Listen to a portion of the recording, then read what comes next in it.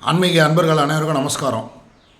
புரட்டாசியில் சனிக்கிழமை மட்டும்தான் விசேஷமா? இன்றைக்கி அதை விட ரொம்ப விசேஷமான நாள் என்னன்னு கேட்குறீங்களா?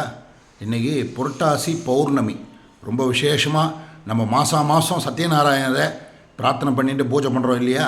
இன்றைக்கி புரட்டாசி ஆச்சே, புரட்டாசியில் வந்திருக்கக்கூடிய பௌர்ணமி ஆச்சே, ரொம்ப விசேஷம் இல்லையா? இன்றைக்கி என்ன விசேஷம்னு கேட்டிங்கன்னா, இன்றைக்கி அவருக்கு ஒரு நெய் தீபம் ஏற்றுங்க. சாயங்காலம் ஏற்றிட்டு முடிஞ்சால் துளசி மாலை, துளசியில் அர்ச்சனை பண்ணுங்க. துளசி மாலை அவர் படத்துக்கு போட்டுட்டு இன்றைக்கி பிரிந்திருக்கக்கூடிய கணவன்மார்கள் மனைவிகள் எல்லாம் ஒன்று சேரணும், குடும்ப சமேதராக இருக்கணும் அப்படின்னு சொல்லி மனக்கசப்புலாம் நீங்கி அவளுக்குள்ள குடும்ப அந்யோன்யம் ஏற்படணும்னு சொல்லி சங்கல்பம் பண்ணிட்டு ஒரு அர்ச்சனை பண்ணுங்க. உங்கள் வீட்லேயே இல்லை பக்கத்தில் எங்கன்னா கோயிலில் சத்யநாராயண பூஜை நடந்ததுன்னா அங்கேயும் போய் அர்ச்சனை பண்ணுங்க.